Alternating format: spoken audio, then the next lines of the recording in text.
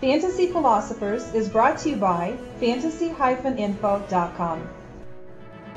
Marques Colston needed a bounce-back season after his 2008 season left fantasy owners disappointment as he was injured and only started 6 games in the 11 that he was suited up for.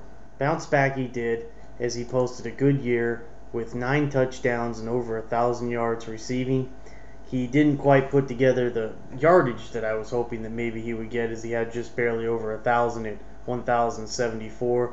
But at the same time, he did put together the kind of year that still justified that there's no doubt he's still clear than the number one receiver, the main go-to guy in the Saints offense, if there really is one. He would be the one. It seems like Colston's been in this league for a long time now, but really he's only been in the league for 4 years, as he busted out in 2006 when Drew Brees and Reggie Bush and everybody came onto the Saints. That was the year that he was a rookie.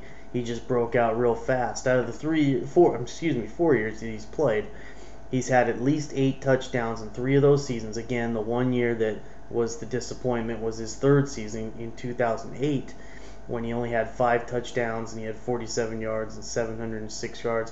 Other than that, the other 3 years that he's played, he's gone over 1,000 yards every year, and he's had, again, at least 8 touchdowns in all 3 seasons. So it would be very easy to say that he is one of the more consistent players when healthy as far as what you can expect from him from a fantasy perspective.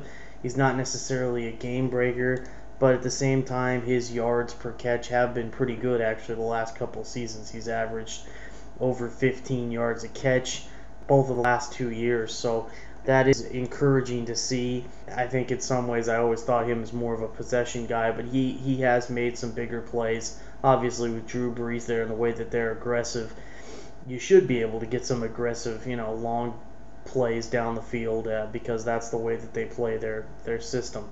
As far as Colston goes, maybe he's just outside of that top 10 fantasy receivers, but at the same time, again, he's one of those guys that if you draft him, you got to feel good that this guy can be productive for you throughout the season.